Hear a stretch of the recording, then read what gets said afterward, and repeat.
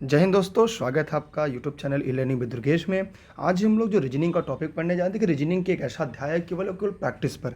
Reasoning को जितना ज़्यादा प्रैक्टिस करेंगे उतना आपकी बेहतर स्कोर होगी और आपकी परीक्षा के लिए रीजनिंग जो है वो केवल केवल प्रैक्टिस पर है। चलिए अब हम लोग प्रैक्टिस की तरफ आगे बढ़ते हैं और एक एक तरह के प्रश्नों को हल करेंगे और ये जानेंगे यह प्रश्न कैसे लगते हैं। देखिए यहाँ पे आपके सामने दिया गया है प्रश्न क्या है, अंग्रेजी वर्णमाला के प्रत्येक अक्षर को यदि वर्णमाला में उसके क्रमांक के समान मूल्य दिया जाए तो किसके सभी अक्षरों का मूल्य योग सबसे ज़्यादा होगा। मतलब यहाँ पे जैसे ए एक पर है, बी दो पर है, इस तरह अगर सबका मूल्य रखा जाए सबसे ज़्यादा योग किसका होगा। चलिए वही कमेंट करके आप लोग बताइएगा। जैसे मैं इसका देख रहा हूँ, यच क्या होता है मुझे याद है, आपको भी याद होना चाहिए। यच 8 पर है, ई 5 पर, 1 पर, आर 18 पर, टी फॉर 20 20 पर। ठीक है, यल अगर देखा जाए तो यल जो है आपका वो 12 पर है, आई फॉर 9 9, वी पर डबल हुंडी निकला है तो 22, ई है 5 पर और आर है आपका 18 पर। इन सभी का योग टोटल करते चलिएगा। ठीक है, फिर आगे देखिए लॉन्ग जो है इसमें क्या होगा, यल का होगा 12, यू का होगा 21, यन का होगा 14, जी 7 7, यश का 19। अब फिर टीथ दिया है, टी फॉर 20 20 20 हो गया, ई का 5, ई का 5, फिर टी का 20, ई का 8। इन सभी को टोटल करना है। जब हम इसके टोटल करते हैं तो हमें क्या योग मिलेगा। आइए अगर हम फर्स्ट वाले को अगर हेड को हम टोटल करते हैं तो क्या मिलेगा, 8 प्लस 5, ए का 1 प्लस आर का 18। थोड़ा सा प्रैक्टिस आपको करना होगा, आपको याद करना होगा जैसे हमने आपको याद किया हुआ है। अब इसका जब टोटल करते हैं तो आ रहा है आपका 52। अगर हम विकल्प बी को टोटल कर रहे हैं, ये तो ये हो गया मान लीजिए, बी को अगर हम टोटल कर रहे हैं तो क्या हो जाएगा, 12 यल, 9 पे आई, 22 वी, ई 5 पे प्लस आर आपका 18 पर। जब इसका हम टोटल कर रहे हैं तो इसका टोटल आपका 66 आ रहा है। अभी ऐड करिएगा। विकल्प सी की बात करें, सी में लॉन्ग्स का पहले हो गया 12, फिर 21, फिर 14, फिर 7, फिर 19, यह आपका हो रहा है कितना, 73। अब हम विकल्प डी की तरफ बढ़ते हैं। डी की जो वैल्यू आएगी 30 की, ये होगी 20 प्लस 5 प्लस 5 प्लस 20 प्लस 8। इसकी जो टोटल वैल्यू आई है वो 58। अब आपको ये कमेंट करके बताना है कि सबसे ज़्यादा वैल्यू इसमें किसकी है। तो फटाफट आप लोग कमेंट करके आपको बस इतना ही बताना है कि दिए गए प्रश्न में सबसे ज़्यादा वैल्यू किसकी है, किस विकल्प की वैल्यू सबसे ज़्यादा है। तो अगर सबसे ज़्यादा पूछेगा, सबसे ज़्यादा, तो हमको सी का दिखा, लंग्स का कितना है, इसका है 73। और सबसे कम पूछता तो ए का होता हार्ट का, जो था 52। माने सबसे कम अगर पूछता ए, यहाँ पे सबसे ज़्यादा पूछा है इसलिए इसका होगा 73। इसके लिए क्या करना होगा, आपको ए से लेके जेड तक आपको याद करना होगा। जैसे ई जो टी है, ई जो टी, तो ई क्या है 5 पर, जे 10 पर, ओ 15 पर, टी फॉर 20 20 वाई 25 पर। इसी क्रम से धीरे धीरे करके हम लोग याद करेंगे और आगे बढ़ते चलेंगे तो आपकी जो रीजनिंग के ये कॉन्सेप्ट है ये पूरी तरीके से क्लियर हो जाएंगे। ठीक है, तो आप लोग ये अगर जानते रहेंगे तो बहुत ही आसानी से कर लेंगे। जी हाँ, बहुत ही आसानी से इस तरह के प्रश्न को हम और आप कर लेंगे। आगे बढ़ते हैं। यहाँ से अगर कोई डाउट आ रहा हो, कोई प्रश्न आ रहा हो तो आप पूछ सकते हैं। ये आप सभी पेड क्लास के मेंबर के लिए, क्योंकि जीएस की साथ साथ अगर हम रीजनिंग की प्रैक्टिस सेट को एक अच्छे तरीके से अगर अध्ययन के साथ पढ़ लेंगे तो हमें रीजनिंग, क्योंकि रीजनिंग कोई छोर नहीं है कि ये पढ़ोगे ये परीक्षा में आएगा, केवल सोच है, उसी रीजनिंग की सोच को हमें विकसित करना है। तो आप चाहें तो इसकी स्क्रीनशॉट क्लिक कर सकते हैं ताकि हम लोग आगे बढ़ें। ठीक है, स्क्रीनशॉट क्लिक कर लीजिएगा जो लोग इस वीडियो को लाइक देख रहे हैं। ठीक है, अगला प्रश्न आपके सामने आ चुका है, उम्मीद कर रहे हैं आपको दिखाई दे रहा होगा, तो ध्यान से देखिएगा। ठीक है, अब इस प्रश्न में ये बताना है आपको कि नीचे दिए गए 4 प्रारूप, इसे कहा जाता है पासा। इस अध्याय का नाम क्या है, पासा, डाइस इसे कहते हैं। 4 प्रारूप को दर्शाया गया। इस पासे में अंक 2 के विपरीत फलक पर कौन सा होगा। आइए यहाँ पे देखते हैं कि 2 के विपरीत फलक पर कौन सा होगा। चलिए फटाफट बताइएगा क्या होगा। देखिएगा यहाँ पे अगर हम लोग देखें तो कुछ चीज़ें हमें कॉमन मिल रही हैं। बताइए, जैसे बताइए फटाफट आप लोग कमेंट करके क्या कुछ कॉमन दिख रहा है इसमें, 2 का विपरीत क्या होगा। सभी लोग फटाफट कमेंट करके बताएं, सभी लोग कमेंट करके बताएं। देखिए अगर हम 1 और 3 को देखते हैं, ठीक है, तो जब दो फलक आमने सामने के बराबर हों, जैसे यहाँ पे भी 3 4, यहाँ पर भी 3 4, तो जो तीसरा फलक होता है वह एक दूसरे के विपरीत होता है। ये कहीं नोट बनाकर लिख लीजिएगा। जब किन्हीं दो पासे के दो फलक आपस में समान हो, जो तीसरा फलक होता है वह एक दूसरे के विपरीत होता है। इस प्रकार दो का जो विपरीत है वो क्या होगा, वो होगा 5। ये आप हमें जानते रहना होगा कि दो के विपरीत क्या होगा, 5 होगा। इसलिए इस प्रकार का जो प्रश्न है उसका जो प्रयुक्त विकल्प होगा वह इसका सी, इसका राइट आंसर है। वैसे एक बार मैं पासा को एक बार आराम से आपको पढ़ा दूंगा, अध्ययन करा दूंगा, ताकि जो आपके कॉन्सेप्ट बन रहे हैं वहाँ से आपको दिक्कत ना होने पाए। ठीक है, और वो जैसे क्लियर कर देंगे सारे जो डाउट है आपके वो भी क्लियर हो जाएंगे। ठीक, तो उम्मीद करता हूँ कि आपको ये टाइप समझ में आ गया होगा कि दो के विपरीत 5। याद रखिएगा, जब किसी दो पासा, जैसे यहाँ से मैं आपको एक एग्जाम्पल दे देना चाहता हूँ ताकि आपको, यहाँ पे मैं दो पासे और बना दे रहा हूँ। जैसे यहाँ पे दे दिया 2, यहाँ पे दे दिया 3, यहाँ पे 5, यहाँ पे दे दिया 6 और यहाँ पे दे दिया 5, यहाँ पे दे दिया 2। यहाँ पे देख रहे हैं दो फलक आपस में समान है। क्या है, यहाँ पे हमने और आपने देखा कि यहाँ पे हमें दो फलक समान दिखाई दे रहे हैं। जब दो फलक आपस में समान दिखाई देंगे तो पता है क्या होगा, जो तीसरा फलक होगा, कौन सा फलक, तीसरा फलक, वह एक दूसरे के विपरीत। माने यहाँ पे 5 2 हो गया तो 3 विपरीत क्या होगा, यहाँ पे 6 होगा। माने जब दो फलक आपस में समान होते हैं, जो तीसरा फलक होता है वह एक दूसरे के विपरीत होता है।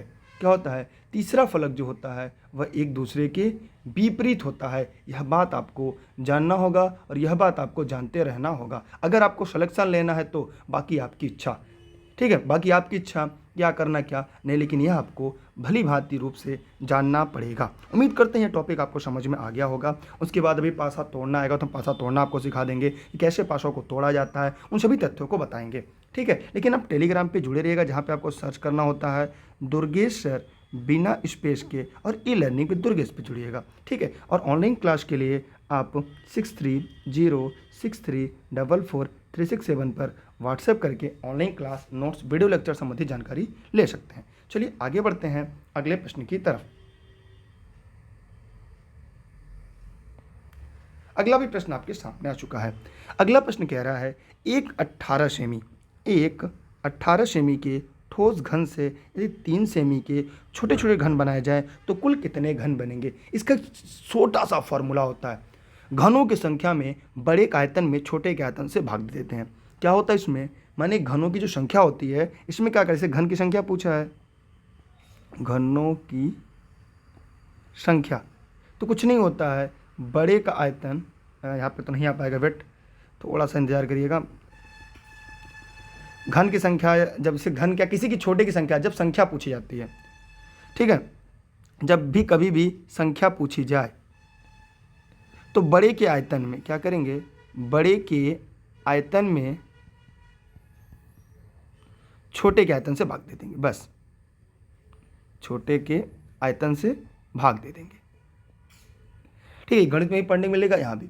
अब यह बड़े का जो आयतन है वो क्या है, तो वो आपको मिला कि बड़ा आयतन है 18 सेमी का ठोस घन। भाई घन का आयतन क्या होता है, ए क्यूब। घन का आयतन क्या होता है, ए क्यूब बटे ए क्यूब। ये भी होगा, ये 1 होगा, ये 2 होगा। ठीक है, अब यहाँ करेंगे 18 है तो भैया 18 गुणे 18 गुणे 18 बटे 3 सेमी बनाना, सभी सेमी में है तो 3 गुणे 3 गुणे 3, यहाँ भी हो जाएगा सेमी क्यूब, यहाँ भी हो जाएगा सेमी क्यूब। ये सेमी क्यूब से कट जाएगा, 3 1 का 3, 3 6 18, 3 1 का 3, 3 6 18, 3 1 का 3, 3 6 18, तो हो जाएगा 6 गुणे 6 गुणे 6 माने 216। घनों की संख्या क्या होगी, 216 होगी। इस प्रकार इस प्रश्न का जो प्रयुक्त विकल्प होगा वो 216 होगा। क्या होगा, 216। उम्मीद करता हूँ आपको ये समझ में आ गया होगा कैसे हमने किया कि बड़े की जो बड़ा था उस बड़े के आयतन में छोटे के आयतन से भाग दे दिए। और हम ये जानते हैं कि जो घन का आयतन होता है वो भुजाघातीय 3 होता है, ए क्यूब होता है। तो उस आधार पर हम लोगों ने क्या किया, इसे आसानी से लगा दिया, आसानी से समझ लिया और हल भी कर लिया। तो क्या यहाँ पे कोई डाउट है या कोई समस्या है, अगर आपके मन में कोई डाउट समस्या आ रही है तो पूछ सकते हैं बेशक, क्योंकि हम लोग का उद्देश्य ही है केवल सलेक्शन। क्या है, केवल सलेक्शन। और जब सलेक्शन हमारा आपका उद्देश्य है तो कहीं ना कहीं हमें और आपको अपना बेहतर देना होगा। क्लियर, या कोई डाउट आपके मन में आ रहा है? आएगा तो पूछिएगा, क्योंकि मेरा पढ़ाना ही उद्देश्य है, आपको सिलेक्शन दिलाना हमारा उद्देश्य है, तो हम भी आपके सिलेक्शन के लिए ही पढ़ाएंगे और हमें चाहेंगे आप सिलेक्ट के और करीब पहुँचें। ठीक, चलिए आगे बढ़ते हैं अगले प्रश्न की तरफ। यहाँ से कोई डाउट तो नहीं, कोई समस्या तो नहीं है ना? अगर हो तो आप पूछ सकते हैं बेहिचक। चलिए अब यहाँ पे देखिए, ये भी क्वेश्चन आपकी सीरीज में है और आपके सिलेबस में भी है। कह रहे यदि किसी माह की 23वीं तारीख को रविवार हो तो सप्ताह और 4 दिन पहले कौन सा, 2 सप्ताह और 4 दिन पहले कौन सा दिन होगा? देखिए यहाँ पे प्रश्न को थोड़ा सा हम लोग को समझना होगा कि 23वीं तारीख के 4 दिन पहले का दिन, यहाँ पे क्या कह रहा है, 23वीं तारीख के 4 दिन पहले का दिन। 23वीं तारीख को रविवार है तो 2 सप्ताह और 4 दिन पहले कौन सा दिन था? सबसे पहले करेंगे 23वीं तारीख, क्या करेंगे हम लोग, 23वीं तारीख करेंगे, 23वीं तारीख। ठीक है, अब 23वीं तारीख के 4 दिन पहले, 4 दिन पहले आते हैं। ठीक है, तो भैया देखिए 23 को कह रहे हैं रविवार है, 23 को कह रहे हैं क्या है, रविवार है। तो भैया 22 को क्या होगी, सैटरडे होगा। 21 से क्या होगा, फ्राइडे होगा। ठीक, 20 को क्या होगा, गुरुवार होगा। 20 को क्या होगा, थर्सडे होगा। लेकिन 4 दिन पहले की बात हो रही है, माने यह दिन छोड़कर, तो 1 2 3, तो 19 को कौन सा दिन होगा, 19 को होगा आपका वेडनेसडे। अब कह रहा है कि अतः 23वीं तारीख से 4 दिन पहले जो होगा वो क्या होगा, बुधवार होगा। क्या होगा, बुधवार होगा, क्योंकि अगर एक एक वीक जाएंगे तो दिन वही आता जाएगा, क्योंकि 7 दिनों के बाद यानी 1 सप्ताह के बाद का जो अगला दिन होता है सेम वही दिन होता है। जैसे अगर आज माना कि जैसे एक सपोज दैट आज मंडे है, ठीक है, आज मंडे है तो 1 वीक के बाद फिर क्या होगा, इसी दिन को मंडे आएगा। क्या आएगा, मंडे आएगा। 2 वीक के बाद मंडे आएगा, तो मतलब 1 वीक खत्म होने के बाद अगला डेट सेम वही आता है। इसलिए 19 को अगर वेडनेसडे है तो 7 दिन, फिर 14 दिन के बाद फिर क्या होगा, जो अगला दिन आएगा वो क्या होगा, वो वेडनेसडे होगा, माने वह बुधवार ही होगा। क्या होगा, बुधवार ही होगा। इसलिए इस प्रश्न का जो उपयुक्त विकल्प होगा वह क्या होगा, सी इसका राइट आंसर होगा। जी हाँ, आपने एकदम सही सुना, इसका उत्तर जो होगा सी सही होगा। एक बार आप पहले समझ लीजिए, हल कर लीजिए, नहीं आता तो मैं इसे दोबारा समझाऊंगा। लेकिन आप लोग टेलीग्राम पे दुर्गेश सर सर्च करके बिना स्पेस के ई लर्निंग विद दुर्गेश से जुड़िएगा। फेसबुक पे भी ये वीडियो आपको मिल जाएगी, फेसबुक पे दुर्गेश सर सर्च करके ई लर्निंग विद दुर्गेश, या e learning with Durgesh Facebook page पर भी है, उसे भी आप जुड़िएगा। Instagram, Twitter e learning with Durgesh है। देखिए यहाँ पे कह रहा है किसी माह की 23वीं तारीख को यदि रविवार है तो 2 सप्ताह और 4 दिन पहले, 4 दिन पहले वो दिन होगा बुधवार। कौन सा दिन होगा, बुधवार। तो 2 सप्ताह पहले भी बुधवार होगा। इसलिए इस प्रश्न का उत्तर सी एकदम राइट आंसर है। तो आप इसकी स्क्रीनशॉट क्लिक कर सकते हैं, इसकी स्क्रीनशॉट अपने पास सुरक्षित रख सकते हैं, क्योंकि यह आपके लिए महत्वपूर्ण हो सकता है। आगे बढ़ते हैं अगले प्रश्न की तरफ, कोई दिक्कत नहीं ना?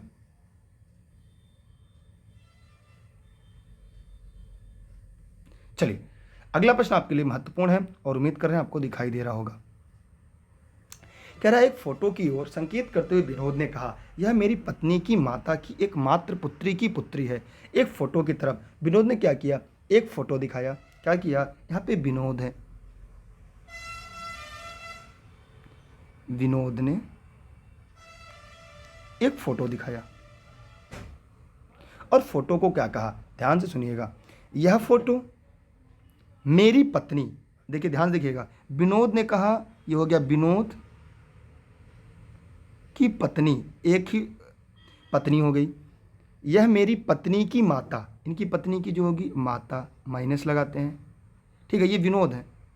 इनकी पत्नी की माता की एकमात्र पुत्री, माने एकमात्र पुत्री माने यह स्वयं हो गई, एकमात्र पुत्री माने स्वयं हो गई, की पुत्री है, की पुत्री की पुत्री है, तो ये क्या हो गई, माइनस हो गई। तो भैया इनकी वाइफ की अगर पुत्री है तो इनकी क्या लगेगी, आप लोग कमेंट करके बताइए।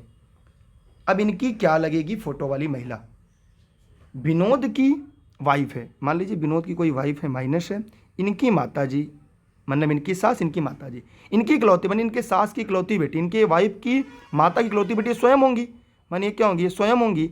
इनकी बेटी माने विनोद की वाइफ की बेटी, विनोद की क्या लगेगी, वो भी बेटी लगेगी, वो भी इनकी डॉटर लगेगी। इसलिए इस प्रश्न का उत्तर क्या होगा? तो विनोद का फोटो वाली लड़की से क्या संबंध होगा? भाई यहाँ पे लास्ट लाइन कह रहा है विनोद का फोटो वाली लड़की से क्या संबंध होगा। फोटो वाली विनोद जो है फोटो वाली लड़की का क्या है? पिता है। विनोद क्या है? फोटो वाली लड़की का पिता है।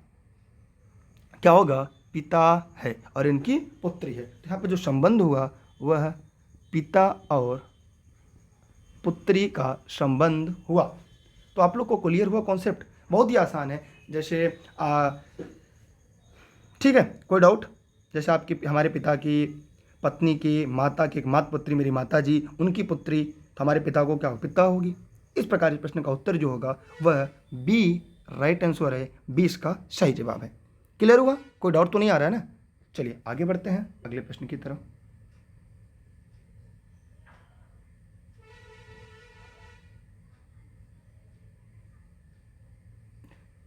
चलिए यहाँ पे दिया है, एक पिता ने अपने पुत्र के जन्मदिवस पर कुछ लड़कों व लड़कियों को बुलाया। लड़कों की संख्या लड़कियों से 2 कम थी। ध्यान दीजिएगा, लड़कों की संख्या लड़कियों से 2 कम थी। पिता ने सभी लड़कों को 10 रुपये और सभी लड़कियों को 20 रुपये उपहार स्वरूप दिया। यदि कुल 280 रुपये खर्च हुए तो लड़कों की संख्या क्या होगी?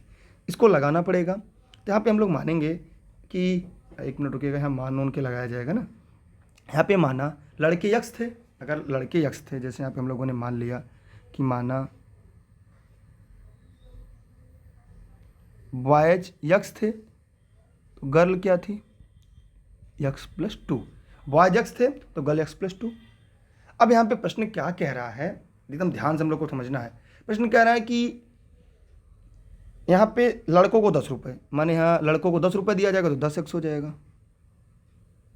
10 यक्स प्लस लड़कियों को 20 रुपये दिया गया, यक्स प्लस 2। कुल कितना दिया गया? 200 रुपया। बस इसी को हल करना है। 280 रुपया, 280 रुपया। अब क्या करना है? इसी को हम लोग को हल करना है। तो इसको पहले कोष्टक तोड़ेंगे तो यहाँ पे क्या हो जाएगा? ये 10 यक्स हो जाएगा, ये हो जाएगा 20 यक्स प्लस 40 बराबर 280। एक बिरादरी एक तरफ करेंगे तो बाकी को उधर लेकर जाएंगे। जब उधर लेकर जाएंगे तो क्या बचेगा? यहाँ बचेगा 10 यक्स प्लस 20 यक्स, तो यक्स एक्स वाला एक तरफ, तो हो जाएगा 30 यक्स बराबर, ये 40 प्लस इधर आएगा तो माइनस हो जाएगा, तो 280 माइनस 40, तो 30 यक्स बराबर 280 में से 40 गया 240, तो यक्स बराबर तो 240 बटा 30, 0 0 कट गया, 3 अठे 40।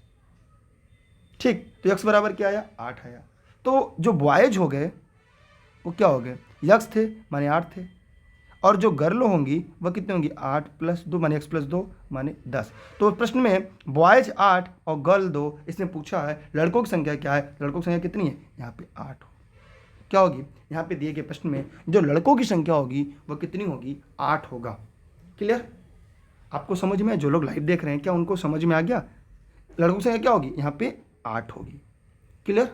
एनी डाउट या कोई समस्या आपके मन में आ रहा हो कि नहीं नहीं सर ऐसे कैसे होगा, तो यहाँ पे एकदम समझ में आ जाना चाहिए कि जो लड़के हैं उनकी संख्या क्या होगी? 8 होगी।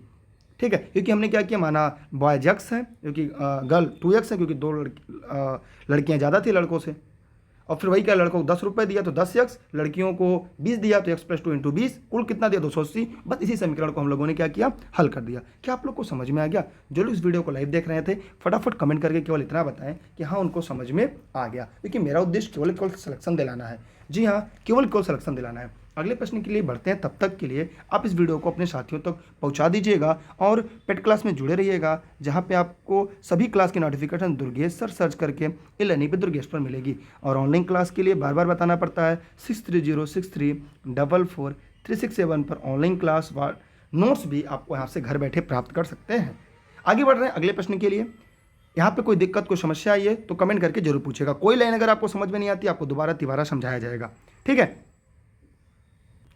चलिए अब अगला प्रश्न आपके सामने है, ध्यान से देने योग्य बात है।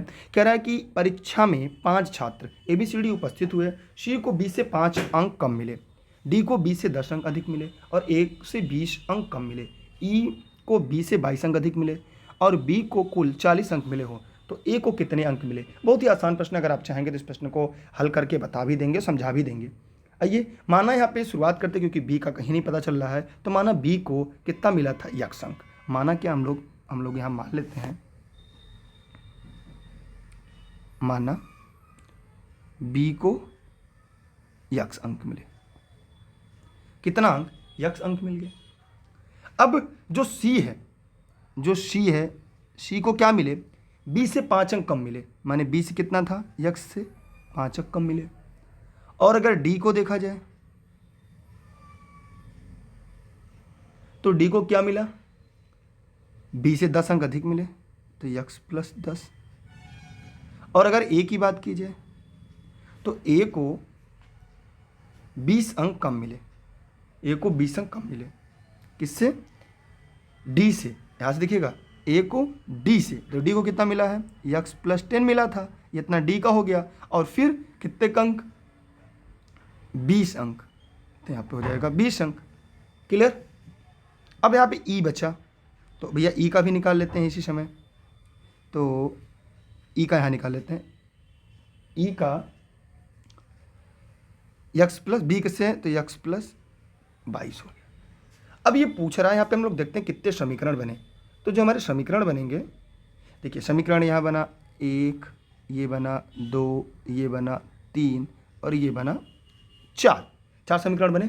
अब यहाँ पे पूछा रहा है ए को कितने अंक मिले। यदि बी को 40 अंक मिले हो तो ए को कितने अंक मिले। तो भैया ए को कितने अंक मिले, समीकरण ए उठाते हैं, ए बराबर यहाँ ए का पूछा यक्स प्लस 10 है, तो यक्स का मान बी का दिया है यहाँ पे 40, बी का अंक कितना दिया है 40, क्योंकि यहाँ पे हमें दिख गया कि बी के यहाँ पे 40 अंक है। तो हम क्या करेंगे, यहाँ पे लिखेंगे 20 प्लस 10 प्लस 20 बराबर क्या हो गया, 20 कितना हो गया, 40 अंक है, सॉरी 40 अंक है ना, 40 अंक, 40 तो 50, 20 70। तो ए को जो अंक मिले वो 70 मिले। कितने मिले, 70 मिले। इस प्रकार इसका उत्तर क्या होगा, डी इसका राइट आंसर होगा। तो मैं उम्मीद करता हूँ कि आप लोग जितने लोग इस वीडियो को लाइव देख रहे थे उन सभी को ये समझ में आ गया होगा, क्योंकि अगर हम सबको नहीं मानते तो हमें इसका आधार पर लगा नहीं पाते। क्योंकि जो यहाँ पे पूछा किसका, ए का पूछा है, ए को 20 अंक कम मिले, किससे मिले, डी से, तो इसलिए हमें ये पूरा समीकरण बनाना पड़ा। तो एक बार आप इसे अच्छे से पढ़ लीजिएगा, शायद आपको कॉन्सेप्ट क्लियर हो जाए। हमने क्या किया, मैं एक बार आपको समझाना चाहूँगा, शायद आपको क्लियर हो जाए। जैसे यहाँ पे माना बी को यक्स अंक मिले, जब बी को यक्स अंक मिले तो सबसे पहले सी दिया है, सी को कितने मिले, यक्स माइनस 5 मिले। फिर डी को कितने मिले, डी को यक्स प्लस 10 मिले। फिर हमने देखा ए को कितने मिले, तो ए को जो मिला वो यक्स प्लस 10, क्योंकि डी से कितना मिला, 20% अधिक मिला, तो डी से 20% अधिक कर दिया, माने डी प्लस 20 बराबर ए। ठीक है। फिर ई का पूछा है, तो ई का क्या होगा, यक्स प्लस 22, लेकिन ए का पूछा है, ए के लिए बी का मान 40 है, यहाँ पे 40 रख दिया हम लोगों ने। जैसे बी का मान, एक्स का मान हमने 40 रखा, आपका उत्तर आ गया। क्या आ गया, 40 प्लस 10 प्लस 20 70। क्या मिला, ए का मान निकालना था, तो यहाँ पे ए बराबर 40 प्लस 10 प्लस 20, बस क्लियर हो गया। ठीक है, चलिए आगे बढ़ते हैं अगले प्रश्न की तरफ। इसकी स्क्रीनशॉट आप जरूर क्लिक करिएगा। जो लोग लाइव देख रहे हैं फटाक से इसकी स्क्रीनशॉट क्लिक कर लेंगे, क्योंकि अगर आपको परीक्षा में बेहतर परिणाम लाने हैं इस तरह के प्रश्नों को हल करने पड़ेंगे, क्योंकि परीक्षा का स्टैंडर्ड लगातार बढ़ता जा रहा है। ठीक, चलिए आगे बढ़ते हैं।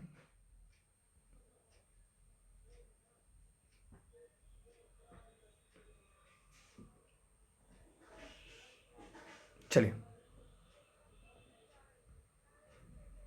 प्रश्न आपके सामने है, आपको दिखाई दे रहा होगा, तो फटाफट इसका बताइए कैसे लगेगा। कह रहा है एक समूह में 7 व्यक्ति अंग्रेजी बोल सकते हैं, 15 व्यक्ति हिंदी बोल सकते हैं, 6 व्यक्ति पंजाबी बोल सकते हैं। इस समूह में केवल एक व्यक्ति तीनों भाषा बोल सकता है और 2 व्यक्ति केवल 2 भाषा बोल सकते हैं। समूह में कुल कितने व्यक्ति हैं। आइए इसे एक थोड़ा सा ड्रा किया जाए। ठीक है, चलिए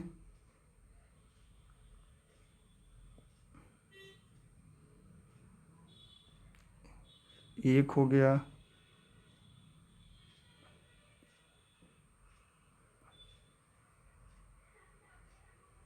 दो हुआ, 3 हुआ। चलिए अब आते हैं हम लोग इसके अन्य तथ्यों को थोड़ा सा समझने का प्रयास करते हैं। अब यहाँ पे इसको मान लेते हैं पंजाबी, और ये हो गया आपका हिंदी, और ये हो गया आपका अंग्रेजी।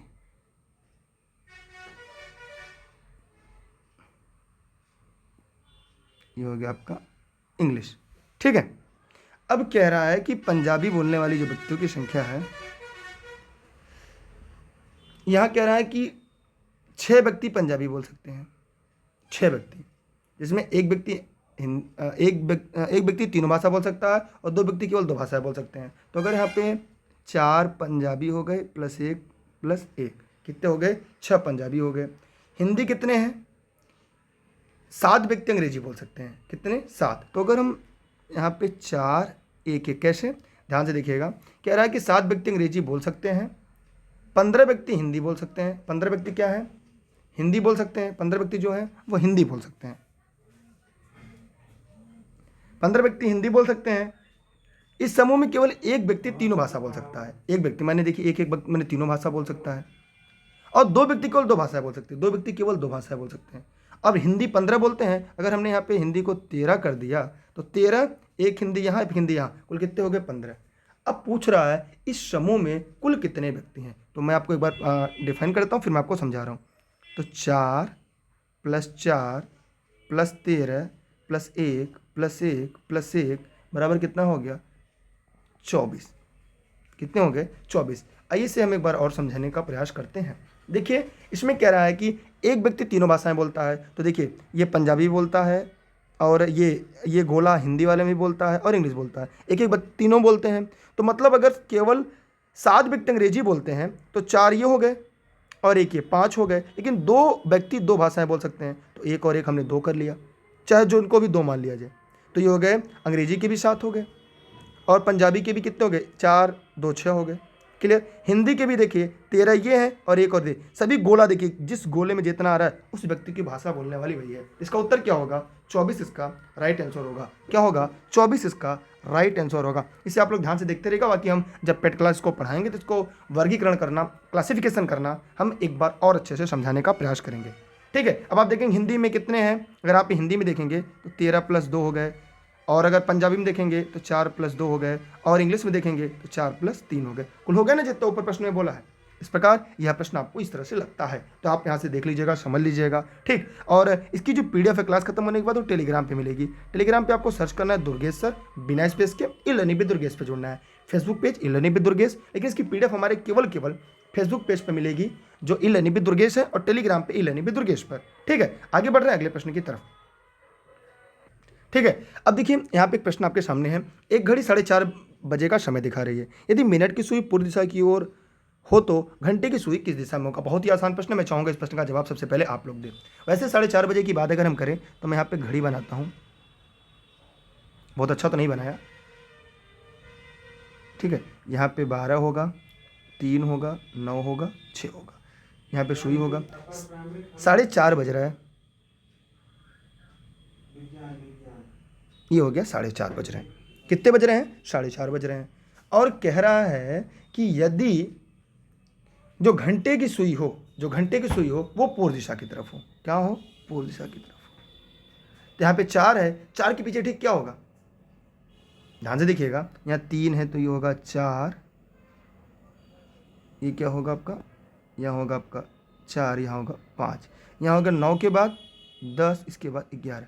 तो तब पूछ रहा है कि मिनट की सुई, घंटे की सुई, अच्छा यहाँ सॉरी, यहाँ मिनट की सुई दे रहा है। एक वेट, यहाँ पे यहाँ पे सॉरी,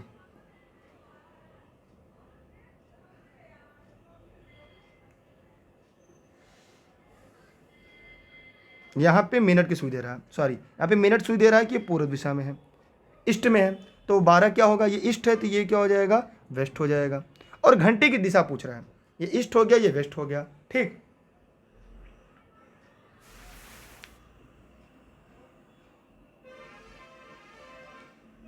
ये हो गया नॉर्थ, ये हो गया साउथ। ठीक है, मतलब ये आपका नॉर्थ हो गया और ये आपका साउथ हो गया। ठीक है,